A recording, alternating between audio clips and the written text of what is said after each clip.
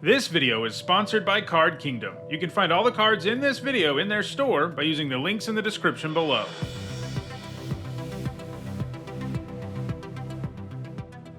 Hi everyone, I'm Nitsa Hone, and it's time for another MTG Top 10, the series where I rank cards based on their historical performance and Magic's highest level of competition. Today we're going to look at Investigate.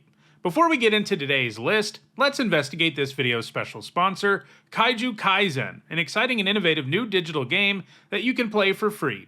It combines chess and collectible card games, making for some really interesting gameplay. Your cards get played on a board, and then they can all move in different ways. Here's the game's trailer.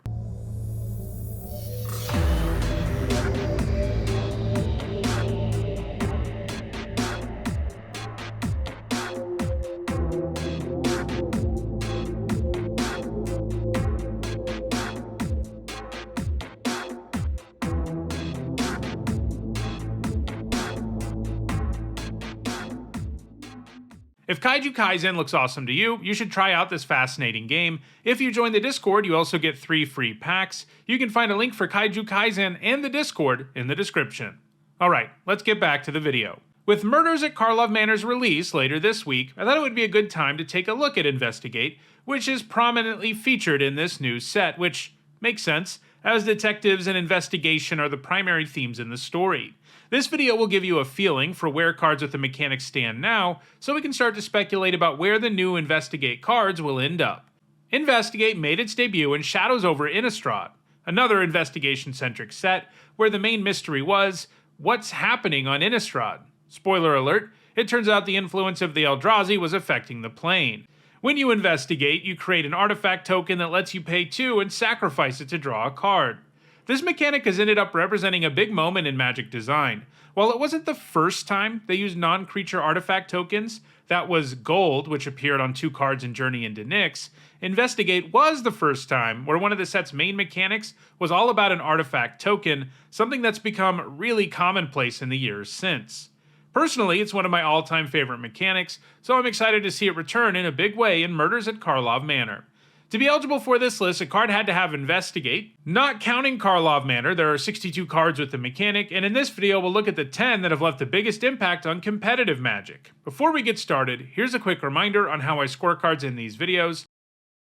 A first tier top 8 is worth 2 points. This includes events like Pro Tours, and a second tier top 8 is worth 1 point. This includes events like regional championships. Alright, let's take a look at the top 10 cards with Investigate. At number 10, it's Ulvenwald Mysteries. For 2 generic and a green, it's an enchantment that investigates every time a non-token creature you control dies, and anytime you sacrifice a clue, you also get a 1/1. Obviously enough, that's a big payoff for cracking clues, as it gives you a way to add to the board.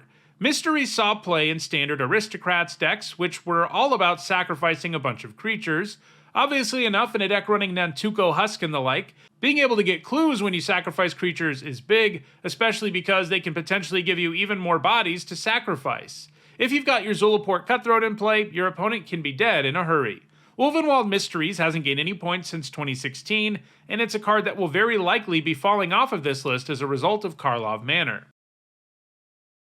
At number 9, it's Wave Sifter. For 3 generic, a green and a blue, it's a 3/2 flyer that investigates twice when it enters the battlefield. It also has Evoke, which means you can pay a green and a blue to cast it instead, but if you do it that way, it gets sacrificed immediately.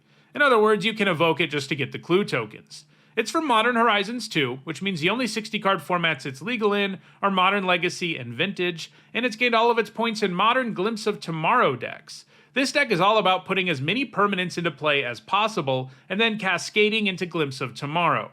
The deck is constructed so that every time you cascade you hit Glimpse, which shuffles all your permanents into your library, and then you reveal that many cards from the top of your library and put that many permanents directly into play. Wave Sifter is great because it always gives you 2 permanents and up to 3. Even though those clues don't get shuffled into your library, they count towards your permanent count, so you're going to come out way ahead. And the deck is loaded with great enter the battlefield abilities like Wave Sifter, which can just let you keep cycling through glimpses for more value if necessary. Wave Sifter hasn't gained any points since early 2023, and Glimpse of Tomorrow decks aren't doing a ton in Modern right now, so it might be done gaining points. At number 8, it's Secrets of the Key. For 1 blue, this instant investigates, and if you cast it from your graveyard, you investigate twice instead. It of course has a built-in way to cast it from the graveyard, as it has flashback for 3 generic and a blue. All of its points have come in Pioneer Indomitable Creativity decks, which have a similar plan to the Modern Glimpse of Tomorrow decks we just talked about. The deck looks to put token artifacts and creatures into play, and then target them with creativity. Then, the only actual artifacts and creatures in the deck are crazy powerful ones, like Atraxa or Worldspine Worm. Secrets of the Key can provide you with up to 3 of those permanents to target with creativity, so it works great in the deck. Secrets of the Key is likely to keep gaining points in Pioneer. At number 7, it's Hard Evidence. For 1 blue, this sorcery creates a 0/3 crab token and you investigate. This is another investigate card that has been played in Indomitable Creativity decks, in this case in both Modern and Historic. It gives you 2 tokens to target with creativity for only a single mana, and that's pretty much as efficient as it gets. Hard Evidence also sees play in Pauper Turbo Fog decks, which play lots of cheap defensive spells before playing a big old creature that gets cheaper for spells in your graveyard, like Tolarian Terror. Hard Evidence is in a great spot to keep gaining points. At number 6, it's Briarbridge Tracker. For 2 generic and a green, it's a 2/3 with Vigilance that investigates when it enters the battlefield, and as long as you control a token, it gets +2/+0.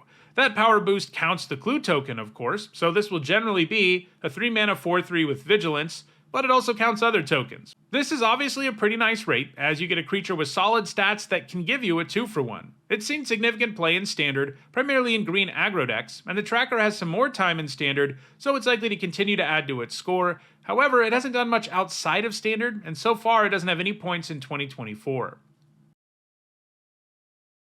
At number 5, it's Fateful Absence. For 1 generic and a white, it's an instant that destroys a creature or planeswalker, and its controller investigates. So far, we've seen cards give you clues as upside, but there are other interesting ways to use them, like this. With Fateful Absence, it's part of the card's downside. You can, of course, use it on your own creature or planeswalker if you're desperate for a clue, but that's not generally how it's used. Instead, it tends to be used by aggressive decks that only care about the short term. They've got to remove blockers or planeswalkers that might stabilize the game for the opponent, and then smash in with their board, ideally finishing the opponent off before they can ever take advantage of the 2-for-1 you're handing them. It's gained most of its points in Standard and Pioneer, and it looks likely that will continue. At number 4, it's Dennick, Pious Apprentice. For a blue and a white, he's a 2/3 with lifelink, and cards in graveyards can't be the target of spells or abilities. That means Dennick's an efficient creature with a nice effect that, depending on the situation, can either hate on your opponent's graveyard or protect your own. But wait, there's more. It has Disturb for 2 generic, a white, and a blue, and that means you can pay that cost when Dennick is in the graveyard, and return Dennick to the battlefield transformed into Dennick Pious Apparition, and this is where the investigate part shows up. It's a 3/2 flyer, and whenever 1 or more creatures are put into a graveyard from anywhere, you investigate, but it only triggers once each turn. As with all disturbed creatures, when it dies, it gets exiled. So yeah, Dennick offers nice value on turn 2, and then in the later game can come back as an aerial threat that churns out clues. That's a lot of value from a single card. It's gained all of its points in Esper Raffine decks, which feature both a heavy legendary sub-theme and a graveyard sub-theme because of Connive. The deck discards a lot of cards, and discarding Dennick means you can get it back as the Pious Apparition while still reaping the benefit of looting through your deck. Dennick also has seen play in Pioneer Blue-White Control sideboards, and Dennick's positioned to keep gaining points in the future. At number 3, it's Declaration in Stone. For 1 generic and a white, this sorcery exiles target creature, and all other creatures its controller controls with the same name. Then that player investigates for each non-token creature exiled this way. So, much like the later Fateful Absence, this is a removal spell that uses Investigate as a downside. You can of course use it to make a clue for yourself, but again, that's not usually a great idea. Declaration in Stone was one of the most heavily played cards in Shadows over Innistrad Standard because it was arguably the best removal spell in the format. Basically, any white deck was playing the Declaration, especially more aggressive decks that could kill their opponent before the extra card you give them ever matters. It has filled the same role in Pioneer, showing up in decks like Boros Convoke, Spirit Aggro, and White Weenie. It's going to keep gaining points in Pioneer in the future. At number 2, it's Thraen Inspector. For 1 white mana, you get a 1/2 that makes a clue token when it enters the battlefield. That's a ton of value for a 1 mana card, especially if you have some extra synergy for having an artifact token in play in the early game.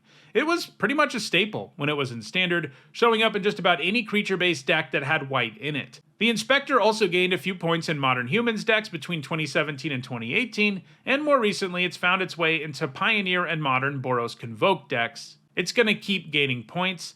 In Murders at Karlov Manor, they printed Novice Inspector, which is an almost identical card, the only difference being the creature type, and it wouldn't be too surprising if they go back and errata the original Inspector to be a detective too, since it's an Inspector.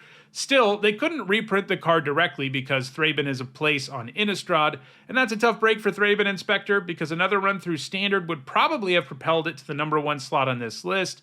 Instead though, that number 1 card is Tireless Tracker. For 2 generic and a green, the Tracker is a 3/2 with a landfall trigger that makes a clue, and whenever you sacrifice a clue, you put a +1/+1 counter on it. In other words, she nets you a bunch of cards and grows while you do it. That has proven to be good enough to give Tireless Tracker considerable success in multiple formats. The Tracker saw a lot of play in Standard, pretty much being featured in any green deck you could imagine, but it's also been an important card in Modern, where it's featured in a variety of decks, ranging from Aggro Collected Company to Scape Shift and Primeval Titan combo decks, to more mid-rangey decks like Jund or The Rock. It's also found some success in Legacy Lands, which, as you might have guessed, is a deck that runs a lot of lands, so the Tracker spits out a lot of clues. Tireless Tracker is going to keep amassing points in both Modern and Legacy, and it's hard to imagine it ever being surpassed on this list. So those are the top 10 cards with Investigate. This list is probably about to change significantly. Which new Investigate card do you think will end up highest on this list? Let me know in the comments. If you're interested in getting some clues, check out the description where you can find a direct Card Kingdom link for each card that appeared in the video. Thanks for watching.